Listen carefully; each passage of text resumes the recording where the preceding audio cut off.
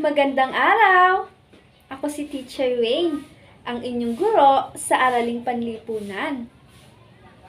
Kumusta naman kayo? Handa na ba kayong makinig at matuto? Mabuti naman kung ganon. Meron akong inihandang gawain para sa inyo. Magpapakita ako ng mga larawan at ito ay inyong tutukuyin kung ang mga larawan ba ay halimbawa ng likas na yaman. Kung ang larawan na aking ipinakita ay halimbawa ng likas na yaman, ilagay lamang ang inyong mga kamay sa inyong baba, gaya nito. Kung hindi naman halimbawa ng likas na yaman ang larawan na aking ipinakita, ay hawakan niyo naman ang inyong tenga, gaya nito. Naintindihan niyo ba? Kung ganon, ay simulan na natin.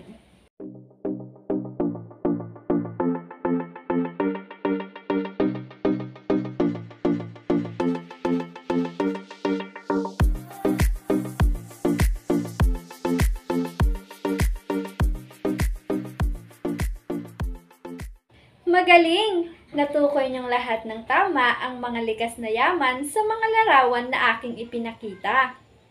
Ngayon naman, upang aking malaman kung natatandaan niyo pa ba ang ating napag-aralan noong nakaraan tungkol sa kapaligiran at pamumuhay sa lalawigan sa Rehiyon 3, ay naghanda ako ng gawain. Narito ang panuto. Panuto. Pagdugtungin ang hanay A sa hanay B. Tukuyin kung anong lalawigan ang tinutukoy sa pangungusap ayon sa inilalarawang kapaligiran nito.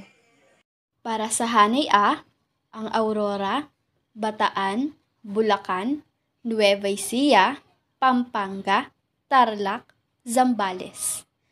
Sa hanay B naman ay ang mga pangungusap. Basahin natin ang mga pangungusap upang matukoy natin kung anong lalawigan nga ba ang tinutukoy ng mga pangungusap na ito.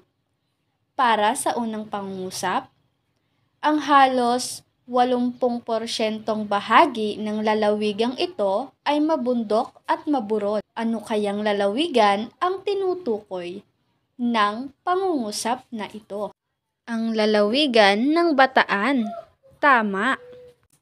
Para sa ikalawang pangungusap, ito ay mabundok na lalawigan na bahagi ng kabundukan ng Sierra Madre. Anong lalawigan naman kaya ang tinutukoy ng pangungusap na ito? Ang lalawigan ng Aurora, Tumpak.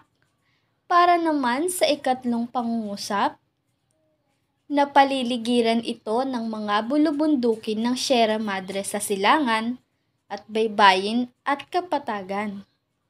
Ano naman kayang lalawigan ang tinutukoy sa ikatlong pangungusap? Ang lalawigan ng Bulacan. Tama. Dumako naman tayo sa ikaapat na pangungusap. Ang lalawigang ito ay matatagpuan sa gitnang bahagi ng apat na lalawigan. Anong lalawigan ito? Ang lalawigan ng Tarlac mismo. Para sa ikalimang pangungusap, ang pinakamalawak na lalawigan sa gitnang Luzon. Ano kaya ang pinakamalawak na lalawigan sa gitnang Luzon? Ito ay ang lalawigan ng Nueva Ecija. Tama. Para sa ika-6 na pangungusap, matatagpuan ito sa mga hangganan ng mga lalawigan ng Bataan, Zambales, Tarlac, Nueva Ecija at Bulacan. Ano kayang lalawigan ito? Ang lalawigan ng Pampanga mismo. At sa huling pangungusap, atin itong basahin. Ang lalawigang ito ay ang pinakadulong bahagi ng Rehiyon 3. Ito ay ang lalawigan ng Zambales. Magaling! Natutuwa ako at nasagutan niyong lahat ng tama ang ating gawain. Ngunit hindi diyan nagtatapos ang lahat. Dahil ngayon ay bubuuin at tutukuyin ninyo ang mga pinira-pirasong larawan na aking ipapakita sa screen. Handa na ba kayo? Narito ang mga larawan.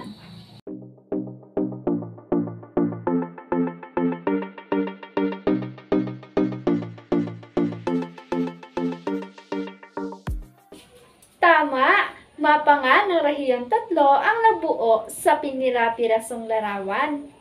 Ano naman kayang larawan ang ating mabubuo sa sunod na larawan na ito? Tingnan natin.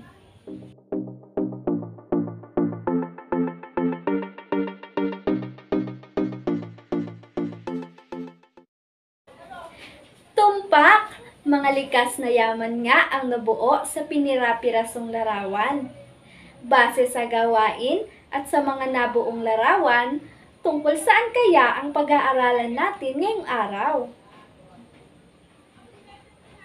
Tama! Ang ating pag-aaralan ngayong araw ay likas na yaman ng kinabibilangang rehiyon.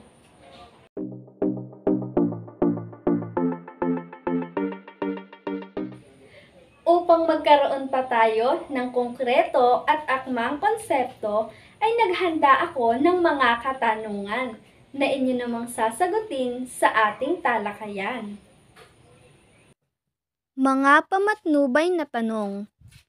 Una, ilan ang lalawigan ng Rehiyon 3? Ikalawa, ano-ano ang mga lalawigan na kabilang sa Rehiyon 3? Ikatlong tanong, bakit nasabi sa video na pinagpala ang gitnang Luzon sa malawak na kapatagan? At ang huling tanong, ano ang kapakinabangan sa ekonomiko ng mga likas na yaman sa Rehiyon 3? Upang mas maunawaan pa ninyo ang ating pag-aaralan, ay naghanda ako ng video presentation. Ngunit bago iyon, ay alalahanin muna natin ang mga pamantayan sa panunood. Mga pamantayan sa panunood. Una, umupo ng maayos at ituon ang sarili sa pinapanood. Ikalawa, tandaan at ilista ang mga importanteng datos na makikita sa pinapanood. Ikatlo, unawaing mabuti ang pinapanood. Ngayong alam na ninyo ang mga pamantayan sa panunood, ay inaasahan ko ang inyong pagtalima dito habang ating pinapanood ang likas na yaman sa Rehiyon 3 o Gitnang Luzon. Tungkol saan na nga ang ating panonooring video? Tama! Ito nga ay tungkol sa likas na yaman ng Rehiyon 3 o Gitnang Luzon. Itaas nga ang dalawang kamay kung handa na nga kayong manood. Kung gayon, ay i-play na natin ang video. Ang Rehiyon 3 ay binubuo ng 7 lalawigan. Ang lalawigan ng Pampanga, Aurora, Bulacan, Nueva Ecija, Tarlac, Bataan at Zambales. Ang Rehiyon 3 o tinatawag din na Gitnang Luzon ay pinagpala ng malawak na kapatagan sa mga lalawigan. Sagana ang mga lalawigan nito sa likas na yaman na siyang pangunahing pinagkukunan ng pangangailangan at kita ng buong rehiyon. Kabilang sa mga kayamanan ng rehiyon ang malawak na kapatagan. Pagsasaka pa rin ang karaniwang hanap buhay sa Rehiyon 3. Maliban sa pagsasaka ay ang pangingisda, paghahayupan, pagmimina, industriyang pantahanan at pagproproseso ng asukal ang hanap buhay ng mga mamamayan sa rehiyon. Ang Gitnang Luzon ay sagana sa ulan, mayaman at matabang lupa na angkop sa pagsasaka. May magandang sistema ng irigasyon sa rehiyon, kung kaya't kahit tag-init ay may sapat na tubig ang mga bukirin. Ngayong tapos na nating panuorin ng video, ay inaasahan ko na masasagot nyo ang aking mga katanungan patungkol dito. Ilang lalawigan na nga ang kabilang sa rehiyon 3? Tama, mayroon ngang 7 lalawigan ang rehiyon 3. Ano-ano naman ang mga lalawigang ito? Tumpak! Ang mga lalawigang ito ay ang Aurora, Bataan, Bulacan, Nueva Ecija, Pampanga, Tarlac at Zambales. Ayon sa video na ating pinanood, bakit mapalad o pinagpala ang rehiyon 3 sa malawak na kapatagan? Mismo, pinagpala ang rehiyong 3 sa malawak na kapatagan sapagkat dito nakukuha ang mga likas na yaman. Ano naman ang kapakinabangan ng mga likas na yaman na ito sa rehiyon? Tama! Sa mga likas na yaman na ito nga nakukuha ng mga mamamayan ang kanilang pangangailangan at kita. Ngayon naman ay mayroon akong ipapakitang mga larawan sa inyo.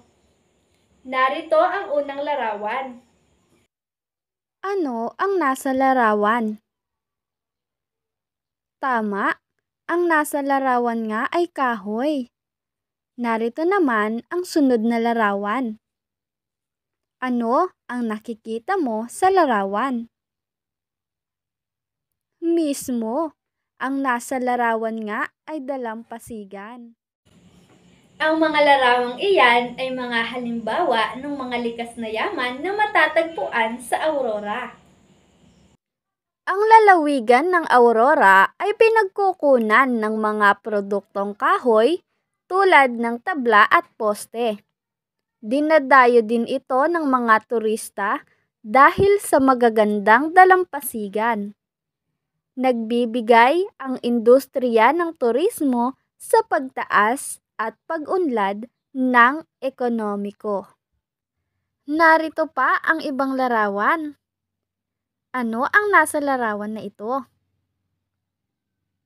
Mismo, ang nasa larawan nga ay mga baboy.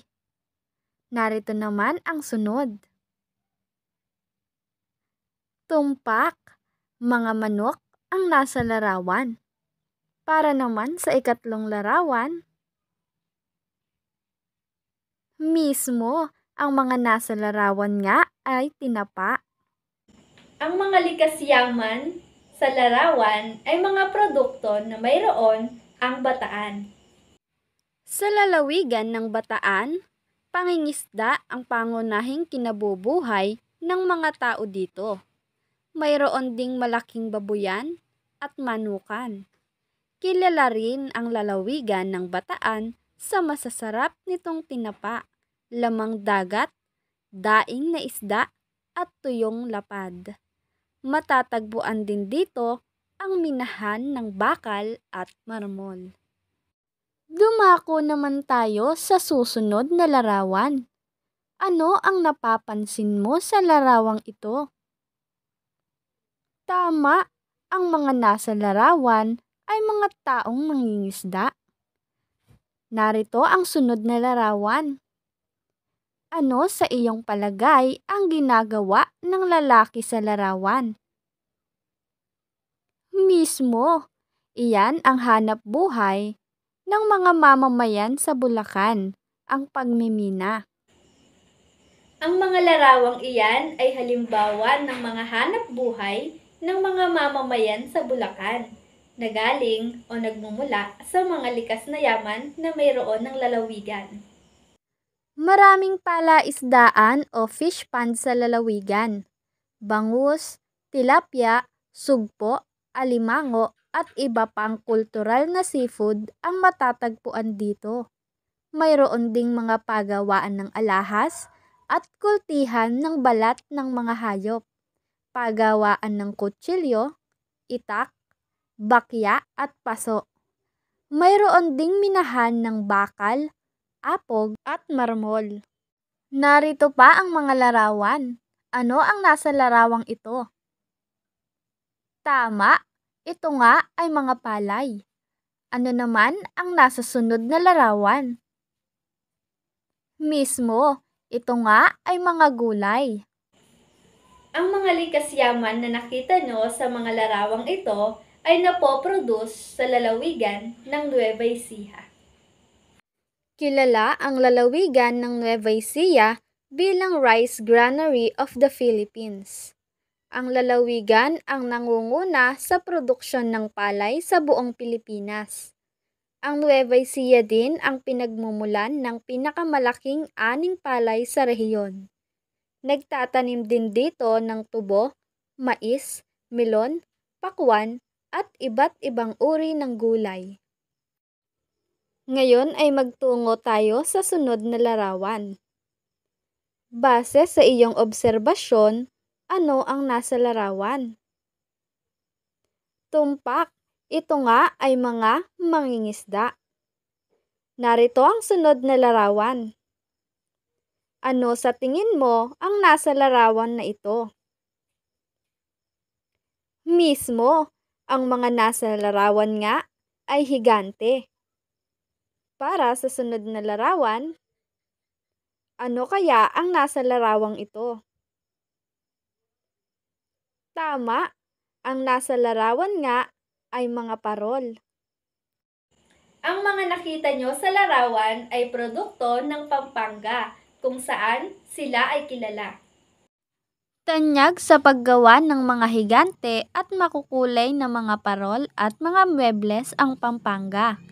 May malawak ding ilog at palaisdaan dito na naging daan sa pagiging mangingisda ng ilan sa mga naninirahan.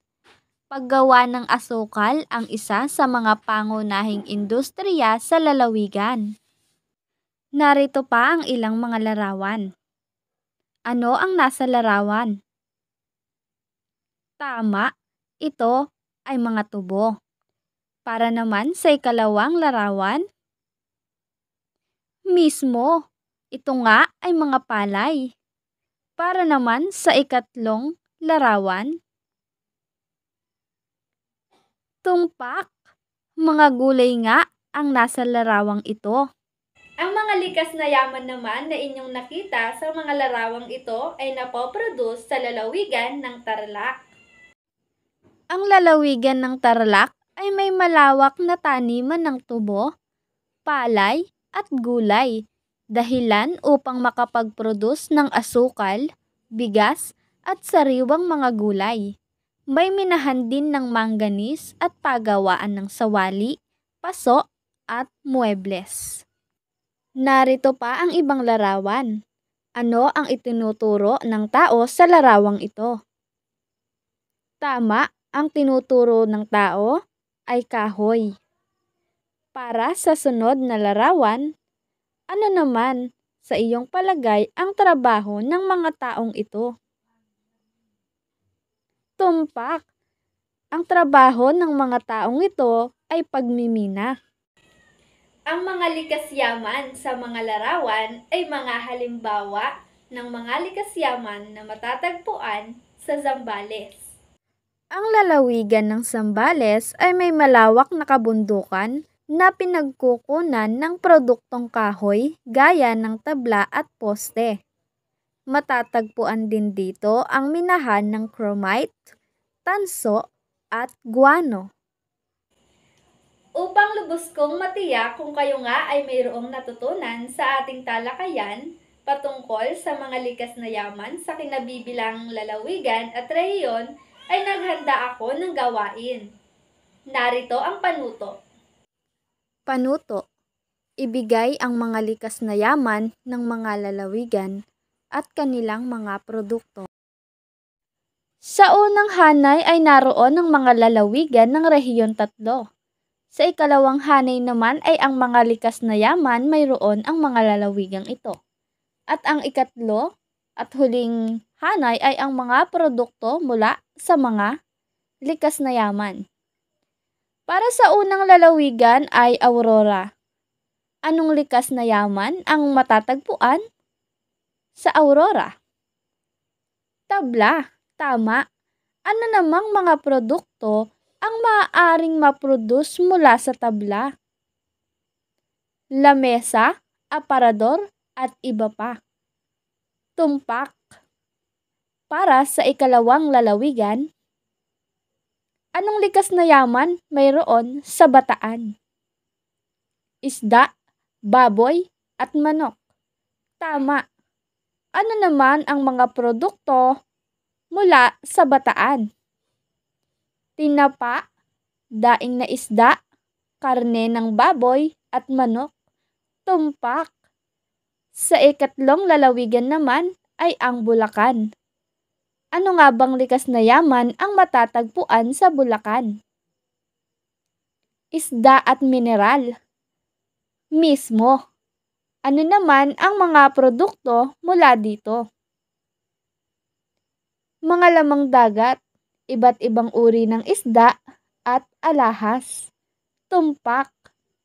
Sa ikaapat na lalawigan, ang lalawigan ng Nueva Ecija. Anong likas na yaman mayroon sa Nueva Ecija? Palay at gulay. Tama. Ano naman ang mga produkto mula dito? Bigas at iba't ibang uri ng gulay. Mismo. Para naman sa lalawigan ng Pampanga. Anong likas na yaman naman mayroon ang lalawigang ito? Isda at tubo. Tama. Ano namang mga produkto ang ating makukuha mula sa mga likas yamang ito? Iba't ibang uri ng isda at asukal. Tumpak. Para naman sa lalawigan ng Tarlac, anong likas yaman mayroon dito? Tubo, palay, at gulay. Tumpak. Anong mga produkto naman ang naproproduce sa lalawigang ito? Asukal, bigas, at iba't ibang uri ng gulay. Tama. At para sa huling lalawigan, ang Zambales. Ano namang likas na yaman ang nakukuha sa Zambales? Kahoy o tabla. Tama. Ano naman ang mga produktong napoproduce mula sa mga ito? Lamesa, aparador, at iba pa. Tama. Magaling! Natutuwa ako at nabigay nyo ang mga likas na yaman at mga produkto nito ayon sa mga lalawigan na nasa talahan na yan. Ngayon naman ay naghanda pa ako ng isang gawain para sa inyo. Narito ang panuto.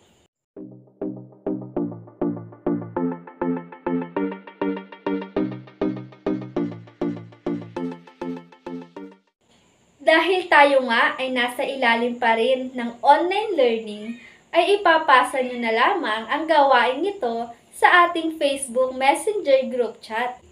Ngayon naman ay ating alalahanin kung tungkol saan na nga ang ating pinag-aralan ngayong araw.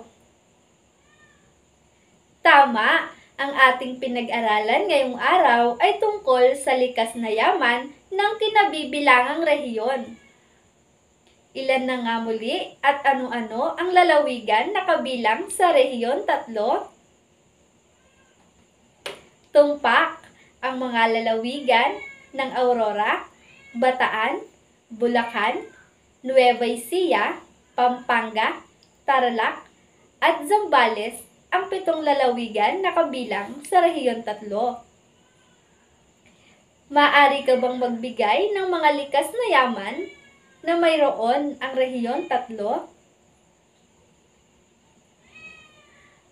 Mismo, maraming ang likas na yaman mayroon ang Rehiyon 3, gaya ng likas na yamang tubig, likas na yamang lupa, likas na yamang karagatan, likas na yamang kabundukan, at iba pa. Ngayon naman ay naghanda pa ako ng isang gawain para sa inyo. Narito ang panuto. Panuto. Magbigay ng 5 pakinabang kung paano napapabuti ang pamumuhay ng tao mula sa likas na yaman sa rehiyon. Una, sa likas na yaman nakukuha ng mga mamamayan ang kanilang mga pangangailangan. Ikalawa, nakalilikha ang mga mamamayan ng iba't ibang produkto mula sa mga likas na yaman. Pangatlo, nakatutulong sa pagtaas ng ekonomiya ng rehiyon. Pang-apat, nakakukuha ng dagdag na kita ang mga mamamayan mula sa mga likas na yaman. At ikalima, nakapag-produce ang mga mamamayan sa rehiyon ng mga pagkain mula sa likas na yaman sa rehiyon. Magaling! Nakapagbigay nga kayo ng mga kapakinabangan ng mga likas na yaman sa mga mamamayan sa rehiyon. Ngayon naman ay dumako na tayo sa huling gawain ngayong araw. Panuto. Isulat sa patlang ang tinutukoy ng mga pangungusap sa ibaba. Piliin ang sagot sa mga kahon. Para sa unang pangungusap, dinadayo ang lalawigang ito ng mga turista dahil sa magagandang dalampasigan. Nagbibigay ang industriya ng turismo sa pagtaas at pag-unlad ng ekonomiko. Aurora, tama. Sa pangalawang bilang, kilala bilang Rice Granary of the Philippines. Ang lalawigan ang nangunguna sa produksyon ng palay sa buong Pilipinas. Nueva Ecija, tumpak. Sa ikatlong bilang, kilala rin ang lalawigan sa masasarap nitong tinapa, lamang dagat, daing na isda, at tuyong lapad. Bataan, tama.